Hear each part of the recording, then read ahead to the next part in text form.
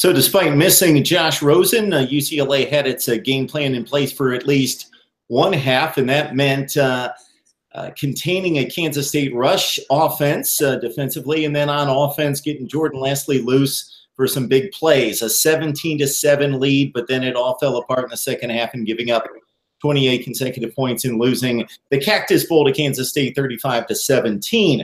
Mark Rogers TV with some instant analysis as we bring in Tony Siracusa from Last Word on College Football, and hope to be joined by Mike Regalado from Go Joe Bruin. Please subscribe to my YouTube channel for these type of videos where we provide college football analysis on all the Power 5 conferences and teams as we head through postseason play. Tony, how you doing tonight despite the loss? Hey, I'm doing all right, Mark. I mean, we talked about it earlier in the week and a little bit last week, and certainly there was nothing overly surprising about tonight's game, certainly with the way that Kansas State was able to run the ball against just an absolutely horrible UCLA run defense. You know, Tony, at least in the first half, though, it was kept under control. They forced Kansas State to have to drive the length of the field, which, except for the one Alex Delton long touchdown run in which the guard pulled and really cleared the way for the quarterback for Kansas State, who did not start the game. The UCLA defense got off to a great start, and through one half, wasn't dominant by any stretch, but was at least holding its own at the point of attack, making plays, tackling in the open field, and doing what it needed to do.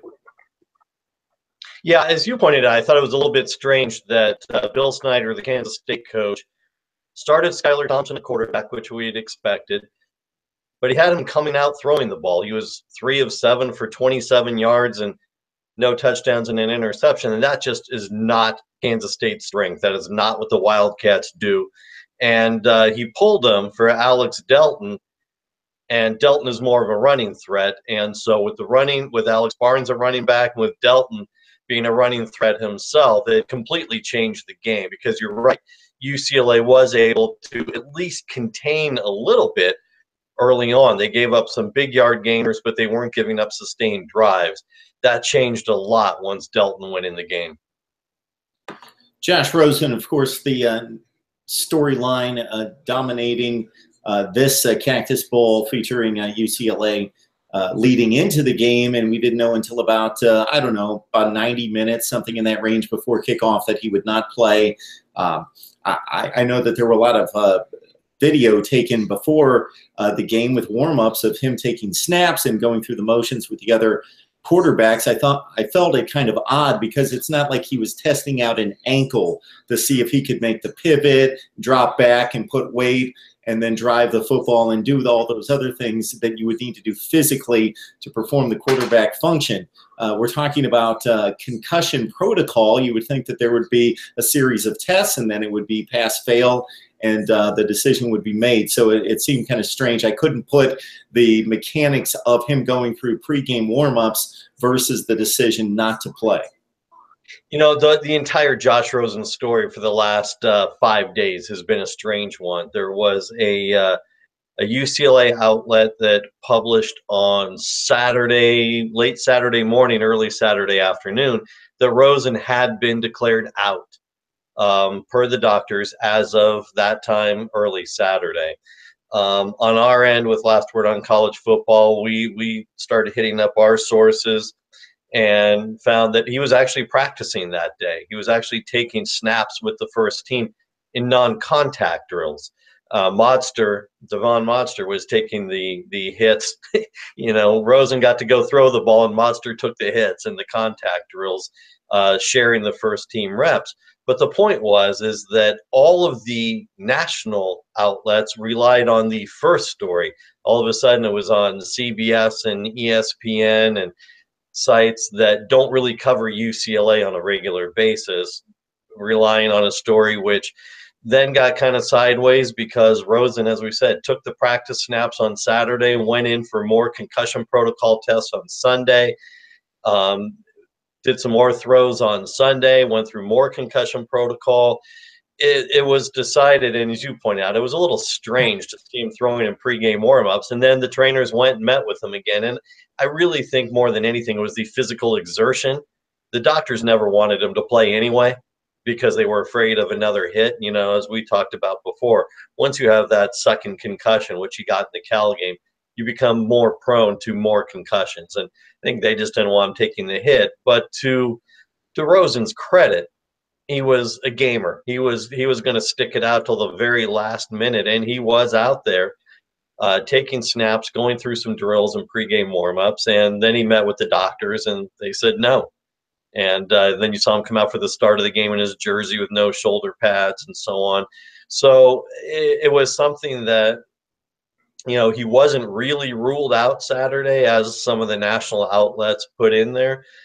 We had reported that he was going through the practice and going through the protocol test to see what would happen. But I think all along people assumed that there was no way he was going to make it. He got the concussion 3 weeks ago. And if he still wasn't cleared, there was no reason to really think he was going to be cleared over the last 24 to 48 hours. Tony Siracusa joining us from Last Word on College Football to break down UCLA's loss to Kansas State, a 35-17, a game in which the Bruins led the Cactus Bowl at halftime at 17-7. Devon Monster, it's not fair to him to compare him to Josh Rosen. I noticed on a few long outs that he wasn't able to get the football out there with quite the zip or the accuracy, the timing, and of course, the muscle that Josh Rosen, and we're talking about a top 2 or 3 pick in the NFL draft. So unfair to compare Monster to that. But considering what we would expect out of a Pac-12 quarterback in the top tier and what you would need out of Monster if he's to win the job next year, your thoughts about his play? Well, you know, I think that that's a fair assessment. He's not Josh Rosen. He doesn't have Rosen's arm strength. On the other hand, he's a better sprint out quarterback than Rosen is, and a little bit more of a threat to run, and a little bit more likely to be adaptable to a Chip Kelly offense next year. And so I think it's fair to say that this was, you know, with Kelly watching, you know, from one of the boxes at the stadium, it's fair to say that this was a preliminary audition for Monster for Chip Kelly next year. You know, they've got Dorian Thompson-Robinson, the number 3 dual threat quarterback out of Bishop Gorman High in Las Vegas, coming into the program. Obviously, he'll be a true freshman, and Monster will be a redshirt sophomore next year. I think that you can expect some competition. I don't think either one gets it automatically, even though there's all the hype with Dorian Thompson-Robinson. But I don't think either one wins it automatically. I think Monster did well early on. You know, I don't know what his final numbers were. I had him at one point for about 250 yards and a couple of touchdowns, including a beautiful, beautiful throw to Theo Howard for a 70-yard touchdown, went about 50 yards in the air. The challenge for Monster was the same challenge anybody would have had, which is including, you know, Josh Rosen, is that UCLA has got no running game. It was horrible. It was beyond horrible. Less than 100 yards rushing for the entire game as a team. And, you know, you're putting the entire offense then on a kid who has started one game this year and has played, you know, for all intents and purposes, parts of 3 or 4 games when Rosen got hurt. And he's just, of course, he's not up to that yet. Can he be with some work and more practice in the offseason? Of course he can. But when you've got absolutely no running game, and UCLA rushed for less than 100 yards and, you know, had a critical fumble in the 4th quarter, and Soso Jamabo, you know, the rumor was early on that he had been suspended for the game, turned out to not be accurate, but he didn't start, was held out for the entire first half for, you know, internal coaching reasons.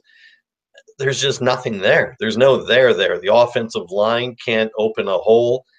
You've got guys trying to run up the middle with no sprint out speed to the outside. You're asking too much of Monster in a game like this with against a very seasoned Kansas State team. Yeah, we had a similar situation, actually, Tony, in the West Virginia-Utah game. A Pac-12 team actually benefiting on defense from a Will Greer-less West Virginia team that couldn't run the ball, and then they didn't have Greer at quarterback, and just it was a hopeless situation for them trying to move the football. UCLA was much more productive, actually, than West Virginia against Utah today. But Jordan, lastly, we see that he's by far the best. He's the best player on the team offensively when Josh Rosen's not on the field. There's no comparison between him and anyone else. Now, statistically, Theo Howard, not just in this game, 8 catches for $119 and the long touchdown pass that you allude to, but also throughout the season with 56 catches and 4 touchdowns, was the most productive guy. Now, is he leading into 2018 as the #1 guy and the #1 threat? Well, there are a couple of questions with that, because Lastly is a junior and he can come back. He's not indicated in any direction whether he will or won't. I tend to think he won't. I tend to think that he's done. He's been suspended a couple of times himself. He's been in the hot seat. He got a ridiculous 15-yard penalty on the sidelines tonight, on the last touchdown drive by Kansas State. Howard, from a strictly wide receiver skill standpoint, is the most talented in terms of physical ability. His challenge has been he still doesn't block very well for a wide receiver. He's gotten better than he did last year. That was a lot of what kept him on the bench last year with Jim Mora. He didn't see much action. The fans were calling for him quite a bit. He's improved significantly, but he's still not a good blocking wide receiver. That is his one barrier to being the go-to guy, maybe even in the Pac-12. Kansas State comes back from 10 down to knock off UCLA 35-17 at the Cactus Bowl. We're joined by Mike Regalado. You can join him on Gojo Bruin for top-notch UCLA sports coverage across the board. And we're talking, of course, UCLA football tonight. Mike, I'll just leave it wide open for your initial thoughts. So we've talked offense and defense. We've been all over the map. So just your thoughts on what you took in from the Bruins tonight. It was a very, how can I say this? It epitomized what the Jim Mora era was at UCLA. And, I had a lot of confidence in Jedd Fisch, and I still do. This is just one game, and what he did with the offense this season cannot be understated, because he took a team that was it was just pretty horrendous last year under Kennedy Polamalu, and to completely turn it around, and to make something of it with Josh Rosen, and to try to do something tonight with Devin Motster, it was very telling. Unfortunately, there's still that other side of the game for UCLA, the defense, which once again, excuse me, did not show up. UCLA was leading this game. What was it? Something like 17-7 at the half, and then to allow Kansas State to score 28 uncontested points, putting up nothing for themselves in the second half. Excuse me. That definitely tells what the UCLA season has been this year, with the defense basically having not much defense. The fact that, really quickly, let me go to this the stats.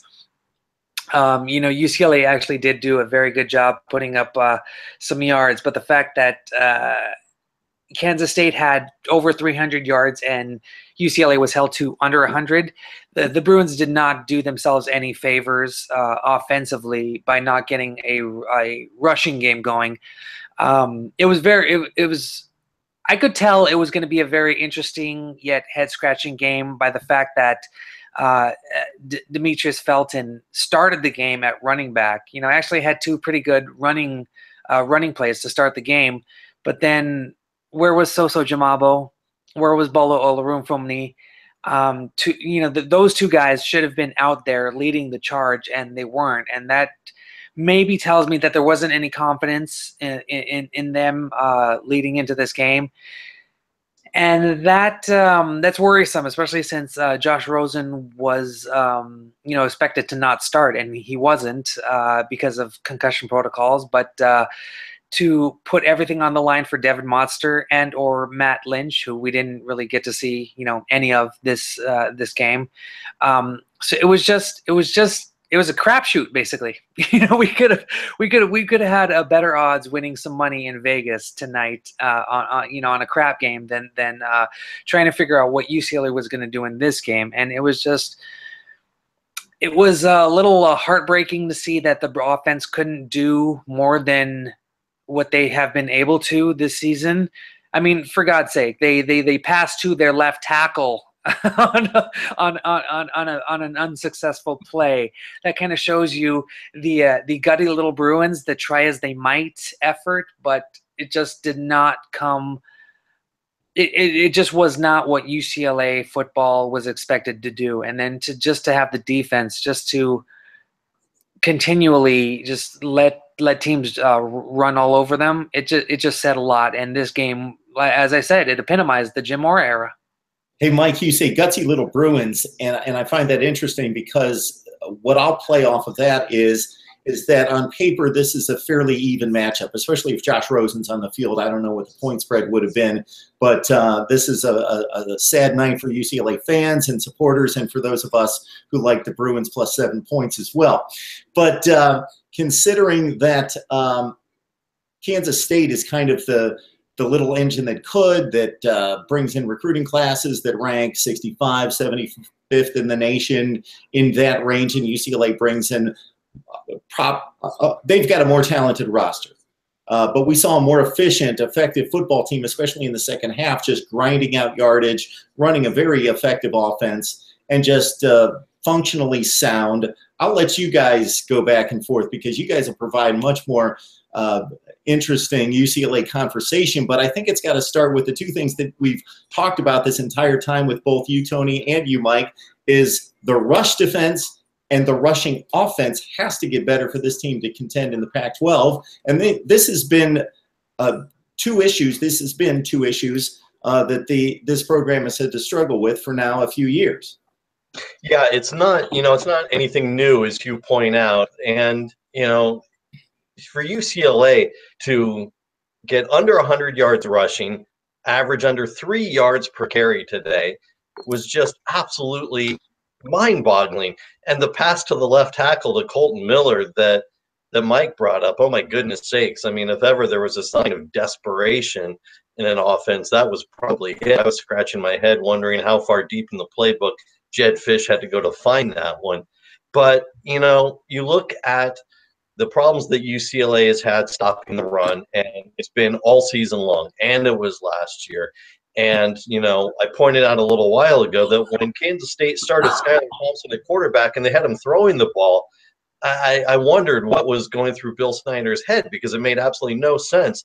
I think one of the things we pointed out last week in our conversation, Mark, was that Kansas State should be rushing the ball first and secondly and thirdly and at any other moment. Because UCLA really had no chance to stop the run game, and that proved to be the point tonight, as Mike was pointing out a little while ago.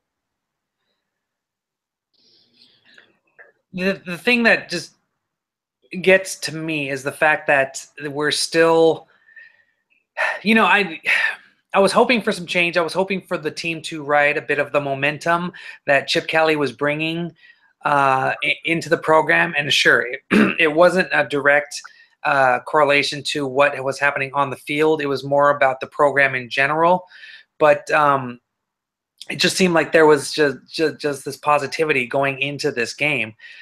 But then, honestly, if you really looked at the writing on the wall, just different things that affected the team heading into the Cactus Bowl, the fact that they lost or let go of 2 assistants, the fact that Josh Rosen wasn't going to play, the fact that you had 2 graduate assistants running 2 defensive positions, and all that shouldn't have. It shouldn't have been such a deficit for UCLA to overcome, but clearly it was. The development, the coaching. There's only so much Jed Fish could do in 3 weeks, changing a program that last year didn't even go to a bowl, only won 4 games, to barely making it bowl eligible. This year was just that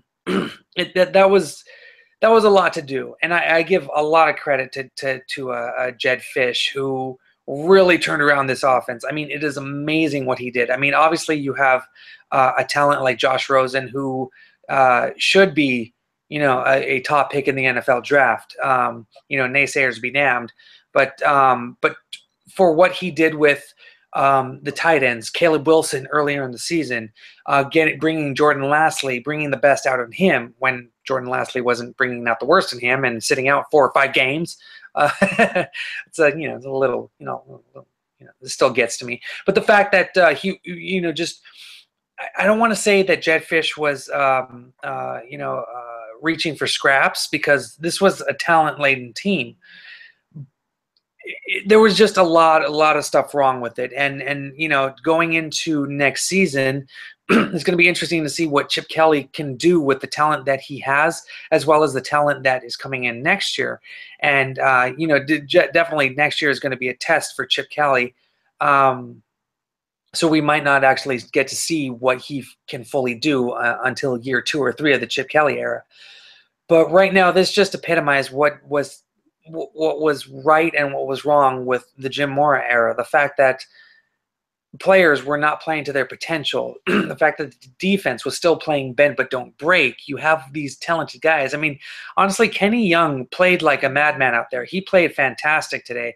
But when you don't have the defensive line, the players on the line to stop the run, to allow the second play, first or second play of the second half, to end the first half, to go for a 70-yard run. I mean, that's just telling of what is lacking. And Tom Bradley, try as he might, he was a fantastic defensive coordinator at Penn State. But when he got to UCLA, it just seemed like his system was a bit archaic, and it just needed to be stepped up, especially with what UCLA has wanted to do to play this up-tempo offense. Playing bend but don't break does not match up well with that. And so, UCLA had to play more aggressive, and they just didn't. Even until this last game, even to try to prove a point, UCLA could not get anything done. And so that's where we're at now. And that's how the Jim Mora era ends. And, I don't know if Jedd Fisch was auditioning for a position as the offensive coordinator, but this does not look good for him. Either way, his overall resume this year and his career, he definitely deserves a shot at maybe a head coaching spot at maybe a lower tier, group of 5 conference. I don't think this really gives him a good, a good fit in his resume for any spots that are open for a major Power 5 conference offensive coordinator or head coaching position. But he did do a very good job this year. This game, it did not look good. Hey, there's a couple things, Mark, if it's all right, that Mike brought up that I'd like to hit on, if you don't mind. Of course.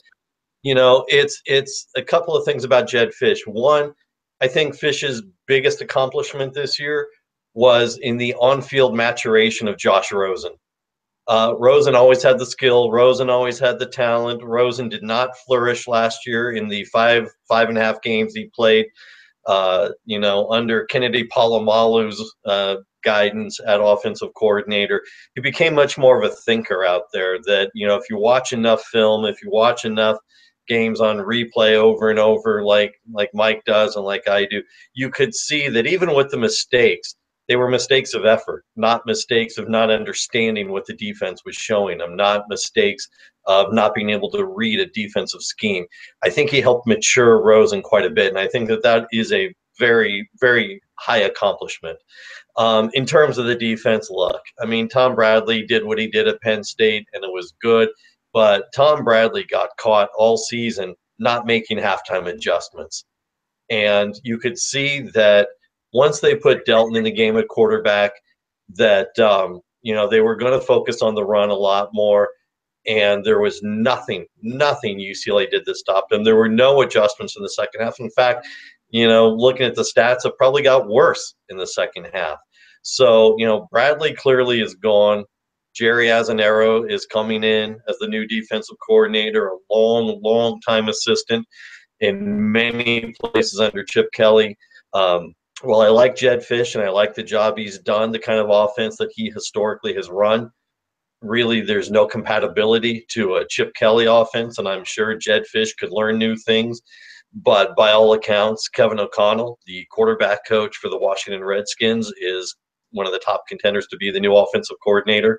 I think out of Chip Kelly's deference and respect for for Jed Fish, he didn't name a new offensive coordinator before Fish was done at UCLA, before this game was played out. So, there are a lot of changes, and I think to the point that Mike was making about what Chip Kelly and the new staff can do with the talent that's there, I think you're going to start to see a lot of young players see the field next year. I think you're going to see a lot of young players, freshmen, sophomores, redshirt freshmen, who were highly regarded recruits but haven't seen the field much. I think you're going to see a lot of these kids have a chance to break through next year. Kelly's going to go in with a clean slate, and whoever can run his offense the best is going to be out there playing. I have to ask you guys about Soso Jamabo. Where is this guy gone? He had 2 carries tonight. He's a guy that was productive from the time he stepped on campus. A lot was expected of him.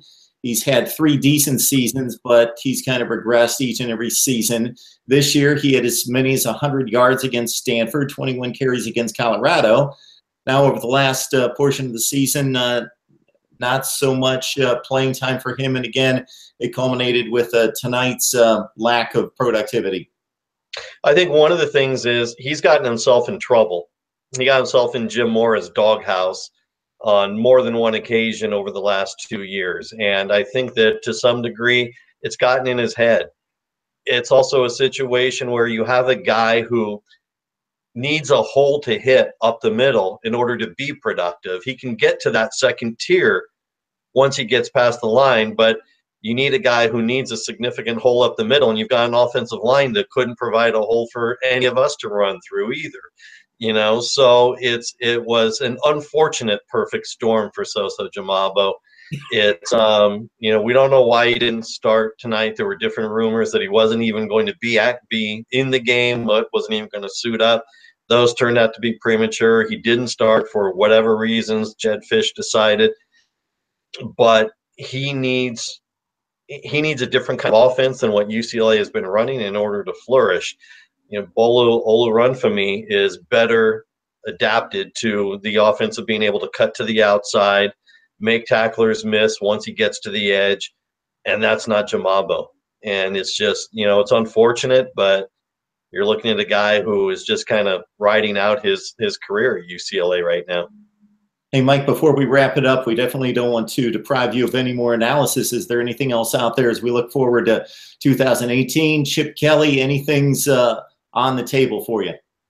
No, I mean, I just kind of wanted to add to Tony's point is the fact that, where has Soso been and, where has Bolu been? I mean, last year, especially the running backs, they had 4 or 5 running backs, really good running backs, and it just seemed like Polamalu wasn't exactly sold on one player, and when he should have been, especially since a lot of those players were not used to the best of their ability. Like Tony was saying, Jamabo should not be going up the middle, and for some reason last season, Jamabo was going up the middle rather than to the edge, rather than having Nate Starks or Bolo Olorunfemi, going right up the middle.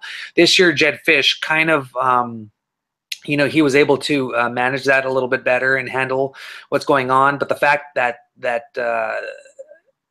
all these players were being shuffled around and not playing in their proper position, that's something I think that Chip Kelly is really going to take into account and see exactly where these players fit.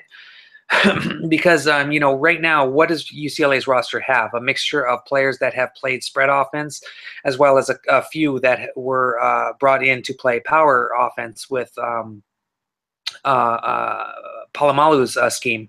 And then you had Jed Fish, who, he did a damn good job of putting, the players in the best position. Although I think, he might have had a few issues with roster management, but it's just going to be, interesting to see exactly where the current roster fits inside UCLA's offense and defense next year, because UCLA is not void of defensive players, and exactly what type of defense the Bruins want to play next season. Hopefully it's a bit more aggressive with more blitzes and not, hey, let's see, if these guys pass 5 yards and then tackle, and on top of that, fundamentals too. Just so many times this year, just missed tackles. It's been, it's just, heart-wrenching. So, it's there's a positive. This is a bad loss, but it's good to see that there are going to be a lot of players that are going to really put their heart and soul out. And, honestly, if they don't, they're out, because Chip Kelly is going to develop and recruit a certain type of player. And these players, it's already been all over social media, kind of joking that they got to get their stamina up. They got to start, running more laps, because Chip Kelly is going to make these players run.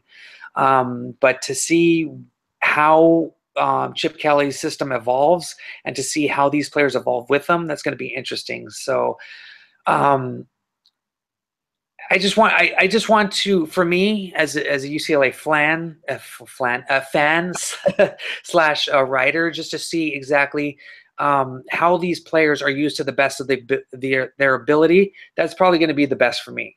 Just to see, just to make these players put them in the best position to succeed, and have the players put the team in the best position to succeed. That's all I can ask for going into year one of the Chip Kelly era.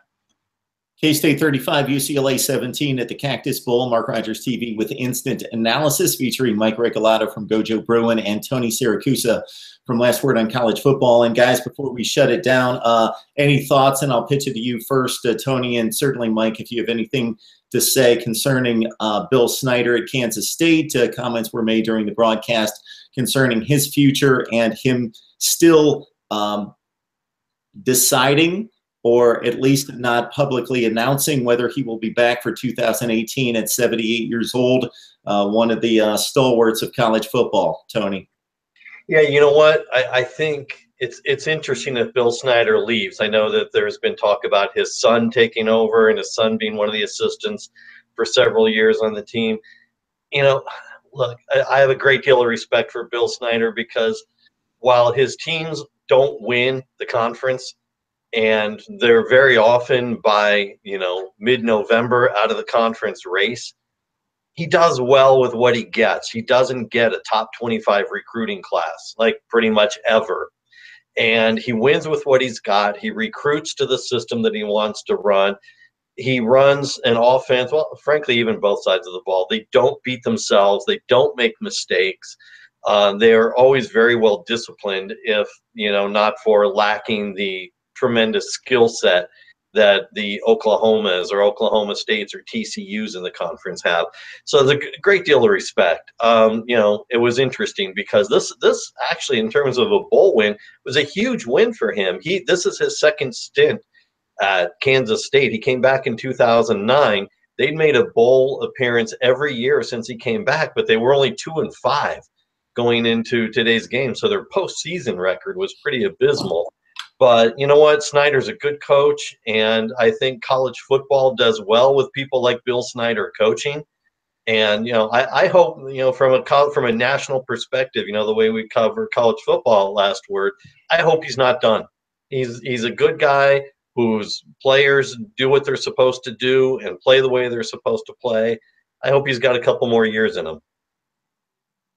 And speaking of the Big 12 in Oklahoma, that is the Bruins' second opponent for the 2018 campaign. Cincinnati starts it off against UCLA at the Rose Bowl, and then a trip to Norma to take on a pretty good program there at Oklahoma that will be vying for a national championship here in the next few days. And Fresno State on UCLA's agenda for 2018 as well. For Kansas State, we're looking at South Dakota. Interesting out-of-conference date against Mississippi State in week 2, and a date against Texas San Antonio. So the Wildcats finish up at 8-5. The Bruins down at 6-7, second consecutive losing season for UCLA. But Chip Kelly's era begins now. Mike Regalado from Gojo Bruin, Tony Siracusa from Last Word on College Football. Guys, couldn't do it without you. Appreciate the insight, the information, the expert knowledge. Mark, glad to do it. Mike, always good to work with you. Both of you guys, thank you very much. Great football season. Sad ending, but still, love doing it with you guys. Thank you.